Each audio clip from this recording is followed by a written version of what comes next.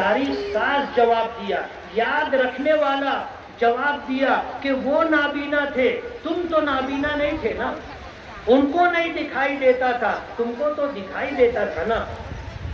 बिला जरूरत हमें जब बच्ची पैदा होती है, जब तक बुलूग की उम्र तक ना पहुंचे, उसके लिए चेहरा ढांकने का हुक्म नहीं है। और जब औरत 50 साल की उम्र से आगे तजावुज कर जाए और फिर बुलाने का मकसद ये है कि मालेगांव शहर में उर्दू घर की जो तामीर की गई है, जिस वक्त आसिफ शेख एमएलए थे उस वक्त उन्होंने उर्दू घर बनाया था, तो हम ऐसा चाहते हैं कि हम ये महासभा में विषय लेकर और ये बहादुर बेटी मुस्कान खान, मोहम्मद हुसैन खान, ये हवा की शेरनी बेटी, इसका नाम उर्दू घर को दिया जाए, ऐसा हम महासभा में विषय लेकर ठहराव करके उसको हम मुस्कान खान के नाम से मंसूब करना चाहते हैं। क्योंकि ये जो शेरनी बेटी, ये इतनी बहादुरी से फिरका परस्तों की आंख में आग डालकर इसने जो हमारी हवा की बेटियों को जो हौसला बख्शा है और जो हमारे समाज के लिए, हमारे हिजाब के लिए जो लड़ी है, तो उसको इनाम मिलना चाहिए। तो हम उर्दू घर को मुस्कान खान नाम देकर उसको इनाम, उसको ये तोहफा देना चाहते हैं। जिस तरीके से मौलाना महमूद मदनी साहब ने 5 लाख रुपये का इनाम बख्शिश उनको देकर उनकी हौसला अफजाई की है, हम भी चाहते हैं कि इसी तरीके से मुस्कान खान को ये उर्दू घर का नाम मुस्कान खान के नाम से मंसूब करके उस बहादुर शेरनी को हम इनाम बख्शना चाहते हैं। हिजाब को लेकर जो हुआ है वो बिल्कुल होना नहीं चाहिए था, क्योंकि हिजाब में तो मुस्लिम समाज की लड़कियां, माँ बहनें रहती है, लेकिन हिंदू बहनें भी हिजाब का इस्तेमाल करती हैं, वो भी आजकल हिजाब में रहती हैं। और मैं तो आप लोगों को आपके हाँ स्कार्फ वाला हिजाब वो भी पहनती है। मैं आप लोगों के चैनल के माध्यम से मैं यही कहना चाहती हूँ कि हिजाब जो है वो हमारा शरई हक है, उसको हिजाब में रहने से हमें कोई नहीं रोक सकता है। और मालेगांव शहर में अगर उर्दू घर की तामीर जो हुई है एमएलए आसिफ शेख के दौर इक़्तिदार में, ये 8 करोड़ की लागत से उर्दू घर की तामीर हुई है। ये अगर उर्दू घर, क्योंकि इस उर्दू घर में, हमारे उर्दू घर में कल्चर हॉल है, स्टडी सेंटर है, तालीम से जुड़े हर शुबे उस उर्दू घर में मौजूद है, और उस उर्दू घर को मुस्कान खान का नाम देने का काम हम इस महासभा में विषय लेके करने वाले हैं। ये उस बहादुर शेरनी को मालेगांव की तरफ से एक इनाम होगा, और गुजारिश करते हैं कि सभी लोग इस विषय के साथ रहेंगे। मेरी खुद की यानी मेयर, मालेगांव मेयर की यादी पर यह विषय होगा। जो मुनाकिद किया गया था, ये किस सिलसिले में किया गया था और कल का क्या है?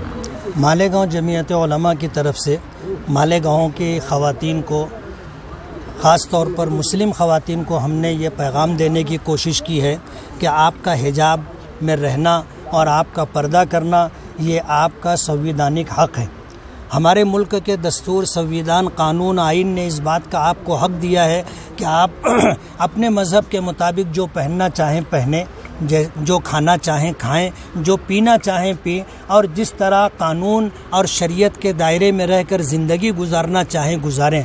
किसी को ये हक़ नहीं है कि वो आपको बेलिबास करे, किसी को ये हक़ नहीं है कि वो आपसे ये मुतालबा करे कि तुम बेपर्दा रहो, बेहिजाब रहो। जाहिर बात है, हैरत होती है कि मुल्क में नंगे रहने वालों को कोई ये नहीं कहता कि कपड़े पहनो, कम कपड़े में रहने वालों को कोई ये नहीं कहता कि तुम अपने जिस्म को ढांको।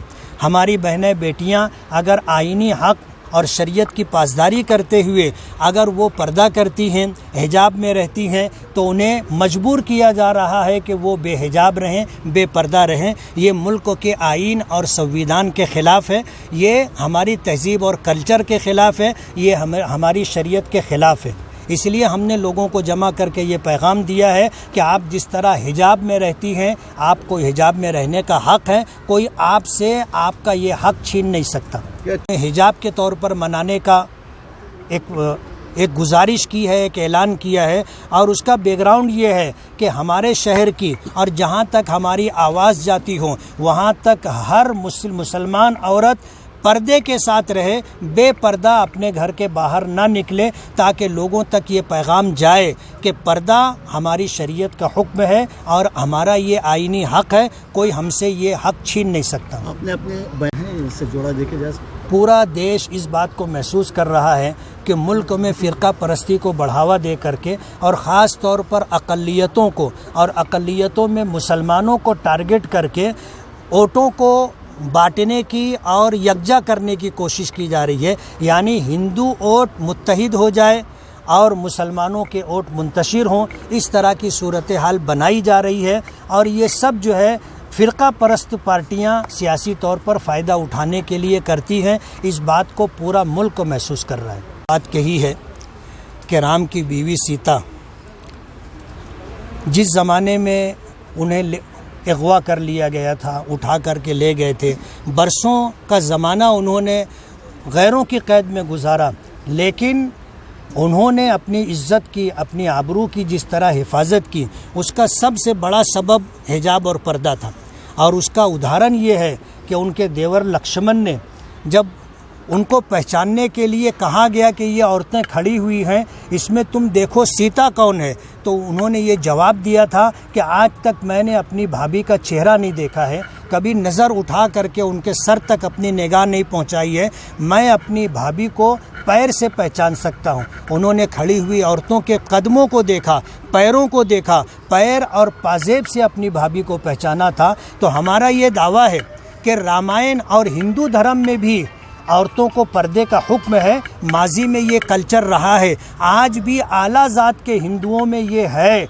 उनके घर का माहौल और कल्चर ये है कि वो बग़ैर घूंघट निकाले, बग़ैर चेहरे पर पल्लू डाले, वो अपने खुसर के सामने, अपने जेठ के सामने नहीं आती।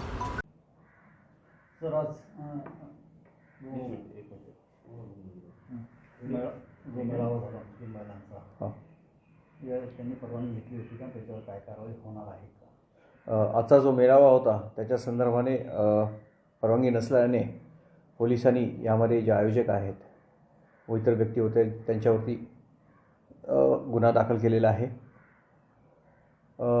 मी सर्व मालेगावच्या लोकांना आवाहन करेन की